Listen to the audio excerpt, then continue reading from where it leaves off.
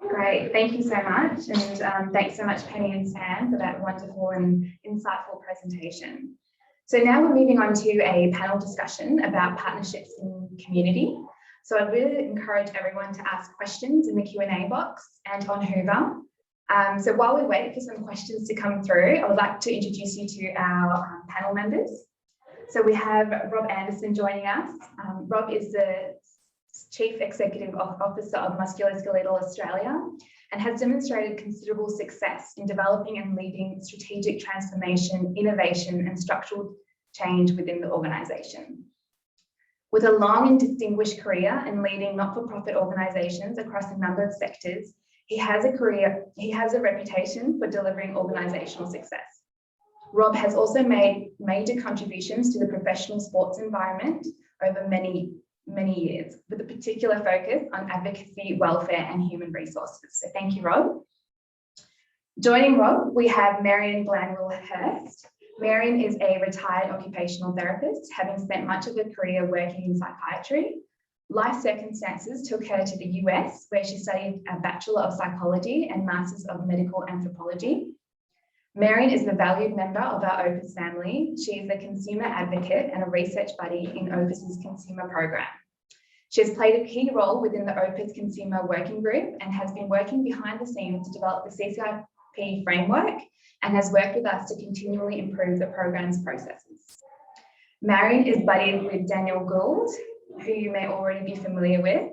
Dan is the first MD student to transition to a formal MD PhD program at the University of Melbourne and works closely with Marion, who provides regular feedback on Dan's PhD project.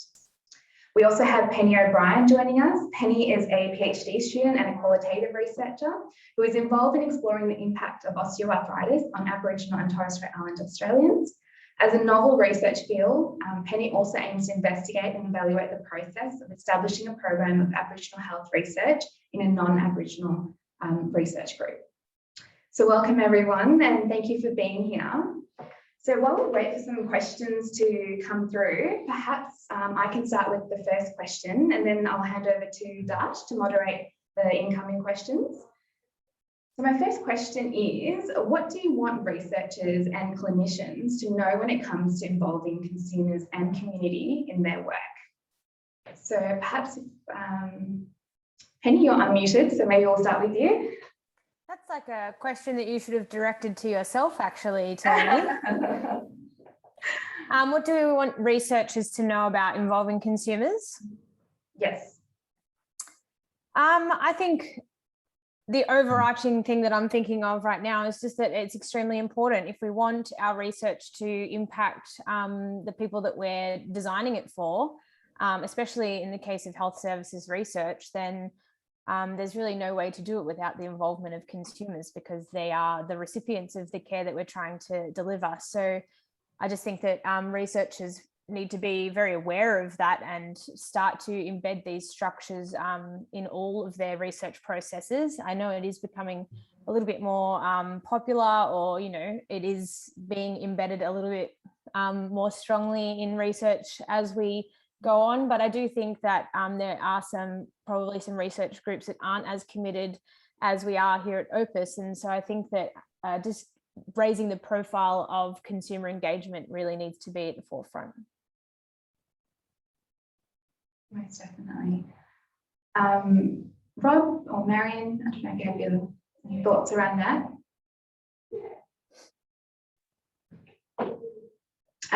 Sorry, Marion, I think, yep.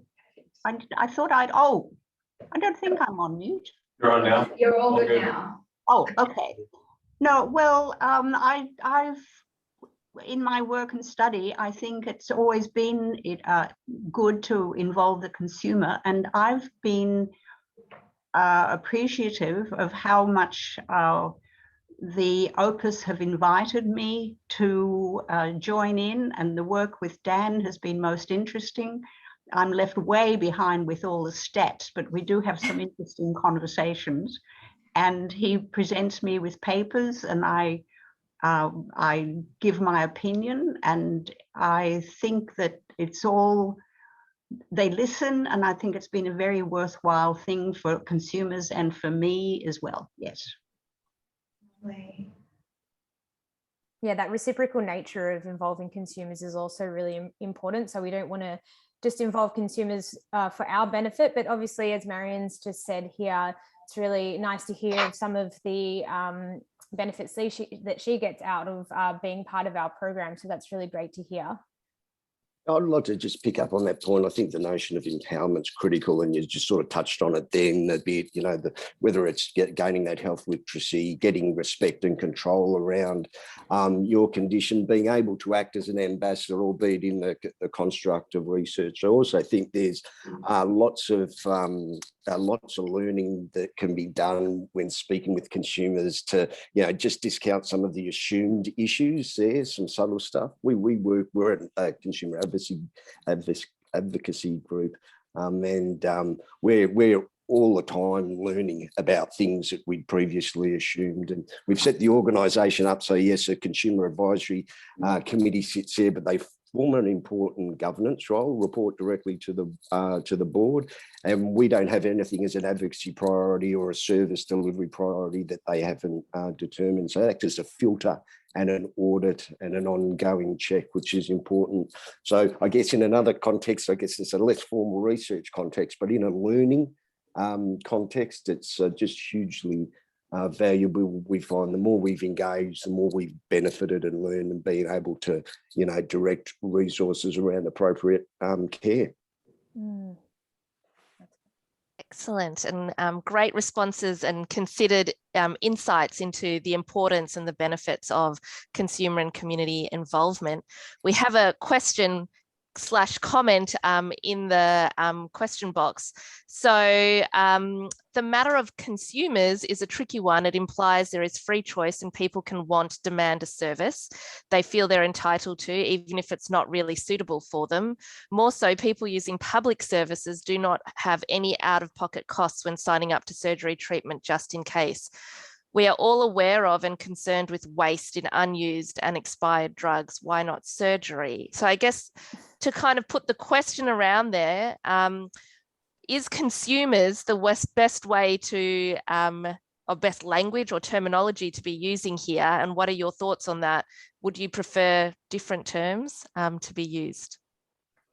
I'm biased here. Can I declare? Sorry, I declare my bias, but it needs to be consumers because it implies there's choice in there, and that's, I guess, something that within a context is not necessarily there. You know, those that are directed in a certain way. I mean, we've seen history of inappropriate, you know, surgery. We've seen instances of, I guess, inappropriate engagement of products and services. Now, I think, you know, through the empowerment, you know, an ongoing process of empowerment, there's a high level of health literacy and an understanding and trust with physician, GP or whoever.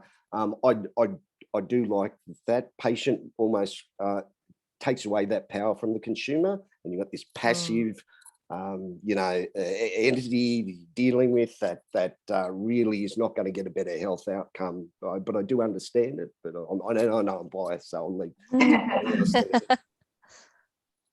Penny? Yeah, sure. I think that's a really interesting comment, but I would say that it can be kind of broken up into two distinct issues. And I think obviously here at Opus, we're looking at both of them. So patient selection is one thing, and involving community and consumers in your research is a very different thing.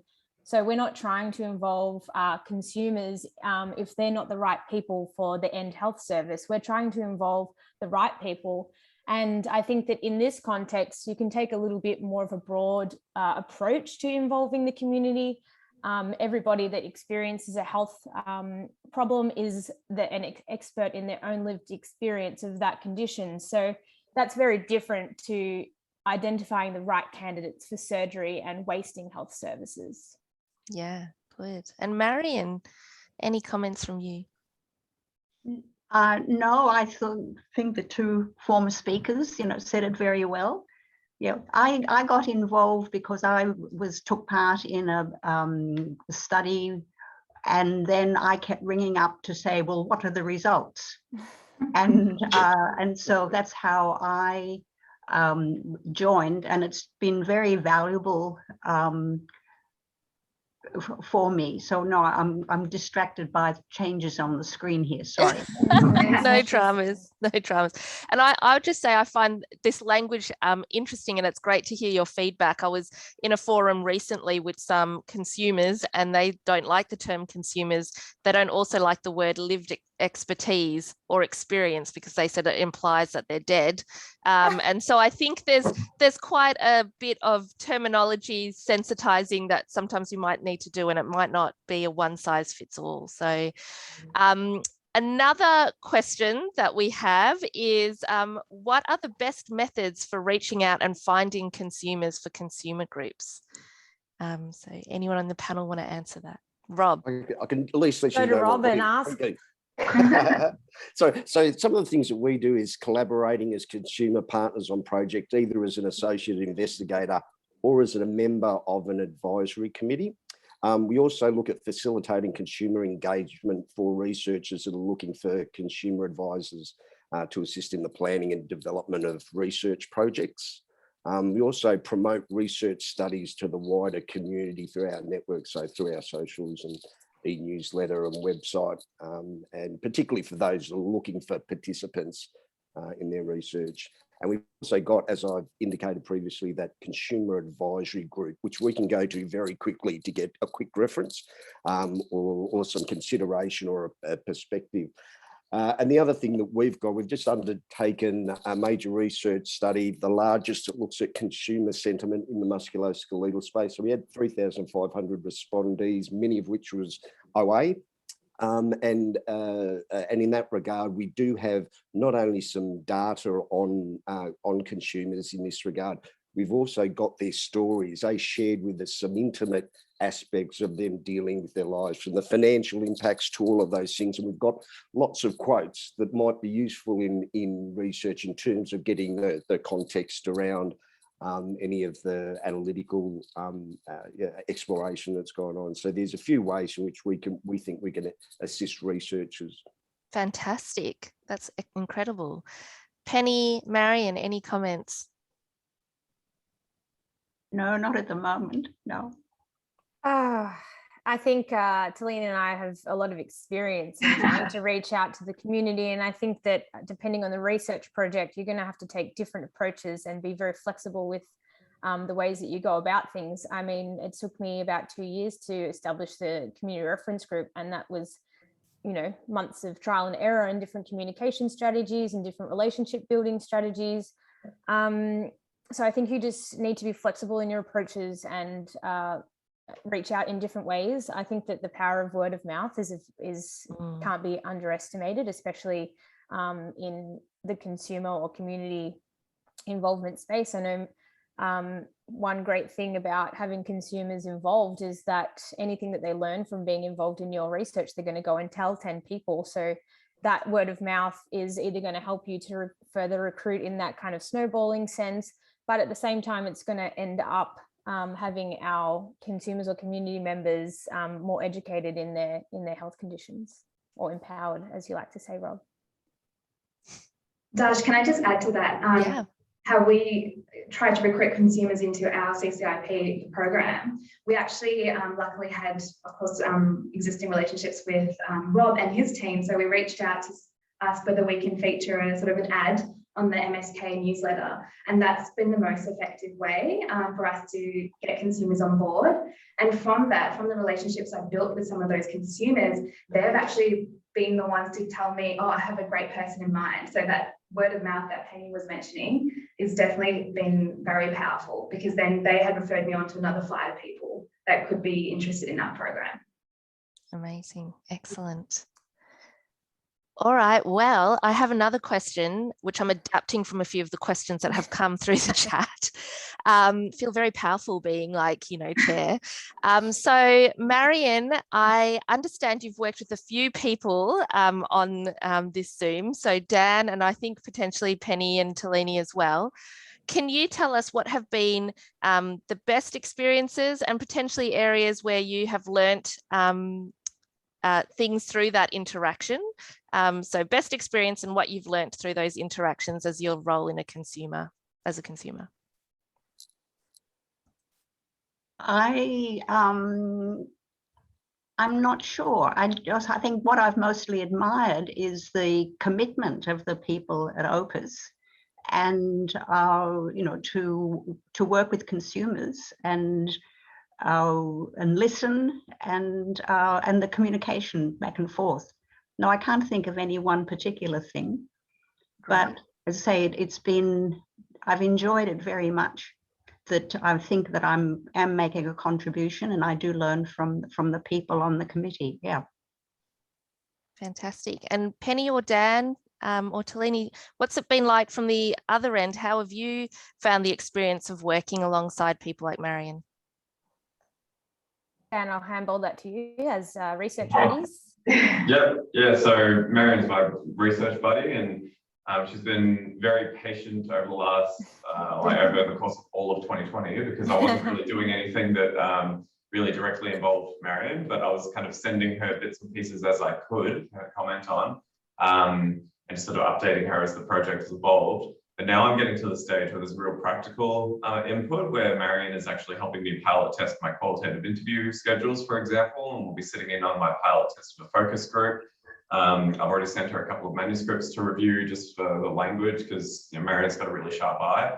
And I think that's actually something that I find that has been a really great experience. And for anyone to get involved with consumers, it's a way to directly test your ability to communicate in a different setting without, or maybe just like a different style of language, and not get so caught up in jargon and things like that. And then if you can explain things clearly, Marion will ask me questions that really make me think, and I'll have to, they really sort of get to the heart of what I'm doing, and I'll have to sort of work back and go, okay, no, I should have an answer for that, and I should be able to think through what my response is and how that will influence my work.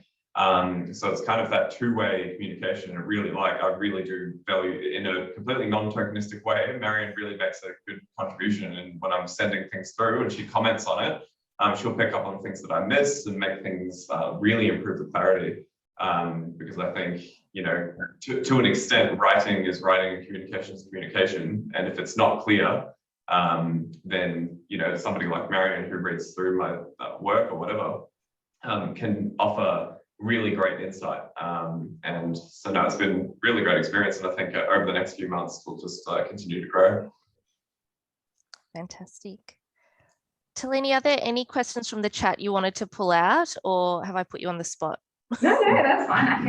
I can see there's a question for Rob here. So it seems that in the last few years, it's become more familiar to have consumers embedded in research. Is this from researchers understanding the benefits of consumer advocacy, understanding the benefits better, or consumer advocacy programs highlighting this potential source? I think it's probably just a combination of both, but this, the changed world that we live in has provided some opportunities for engagement, the engagement of diversity, which is highlighted in those first couple of presentations we've had, and the opportunity to plug into, hard to reach communities, that barrier between rural and metro. And the other thing that comes with that understanding is the diversity of perspective, and communication was just mentioned there, and just the way in which you have to constantly evaluate that your communication is dealing with that particular population or that region or that culture. Different parts of the country were shut down by the pandemic at different times, so very different worlds. And so I think it was both of those things. Yeah, definitely. And another question, which I think all of you could potentially put a response to, is how do you ensure that you get the right candidates for the right researcher? So you guys are talking about research buddy systems, or setting up consumer advisory committees and groups. What would you recommend to making sure you get the right candidates in there? That's a great question. Oh, sorry, Rob. No. I just think it was you highlighted in the different types of research, and there are different skill sets, even from the consumer perspective, that would need to be engaged there. So I just think it's just a matter of having a consideration around the parameters and the expectation of consumers, because a consumer to participate in a research project may be different to the co-design or governance or oversight responsibilities that might come with the job. So I think consumers, like any sort of area, would need to be considered to some degree on, you know, issues of access and requisite skill requirement. Mm. I was just going to add how we've done the buddying system. It's just having those conversations really early on and letting, so for example, if a consumer has told me they're interested in an AI project, for example, then I would get them in contact with Dan and they would have a very casual chat, like over a coffee, just to make sure that they get along, and also set those expectations, as Rob was saying, right from the beginning. So I think you need to always maintain clear lines of communication. That's really important as well. Penny, Marion, anything to add to that? No, I think Talini's right there. And I think it is open to people meeting each other and working out, you know, what's compatible with their interest and that, yeah. I think that's really important. I think that compatibility can't be underestimated. As just having a conversation with someone and learning about their story is going to tell you whether they're going to be a good fit for certain research projects. In the context of my project, our work was more about setting up a community reference group. So in that context, I think it's more about talking to the community that you're aiming to serve and asking them, who do you think should be represented on this group? What voices do we need to promote and prioritize? And then going from there, making sure that you have a diverse range of experience and voices on the group. So if you're looking at setting up a group, I think it's more about having that expertise spread across multiple different facets.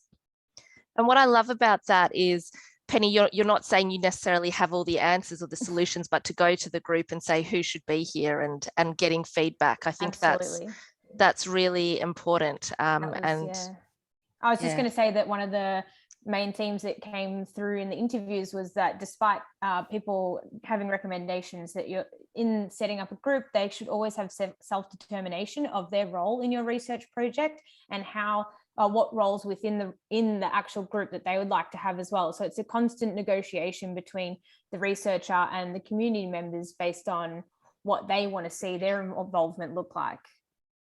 Yeah, perfect. So we have maybe time for one other question. Talini, was there any other question from the chat you wanted to pull out from there? There's a couple of questions around empowerment. I think ESCO has asked this question about when does empowerment of consumers override clinicians' opinion or recommendation? I can speak to this if you like. Yeah, go for it, Penny. So I think there's always been a very big power dynamic or divide between clinicians and patients, and what we want to do by involving consumers in research is to try and empower patients to kind of level out that power dynamic. So I think there's no fear in losing like clinical power. I think patients, if they're empowered, they should know when to listen to their clinician. But through a lot of the research that we're doing at Opus, we know that when patients aren't empowered, they are often funneled into the wrong treatment programs or to the wrong patient journey. So there's no harm in having empowered patients. I think that is just something that we should definitely strive for. And Rob, did you have something to add there? Oh, well, even just the issue of compliance, if you want full participation and engagement and compliance in another setting, then that becomes pretty important, because the power dynamics just is not equitable at all as it stands. And as a community, we've just got to get that a bit better. We're really happy that the Minister last year has, adopted the National Blueprint for Self-Care, because that's critical in the prehab, the ongoing rehab and the whole life cycle, health wellness life cycle. So self-care is something we're really strong at. That's trying to encourage that health literacy and all the other elements of self-care that will enable the better health outcome. So it's a partnership. I think that's what we've talked about, and there's no doubt there's always going to be different dynamics at play there. But if there's a respect there, you know, hopefully that leads to the best and most optimal outcome. Fantastic. Right on time. Right on time. Which is great. Thank you so much for all the great questions. A big thank you to all the panel members that took part in a really rich and informative discussion. And of course, to my fellow co-chair, Dash, thank you so much. And I'll hand it back to Sid and Naz. Thanks, everyone. Thanks. Thank you, Talini, and thank you, Dash, for leading the session. Next up, we've just got a quick 5-minute break, which is going to be led by David Hall from the Australian Physiotherapy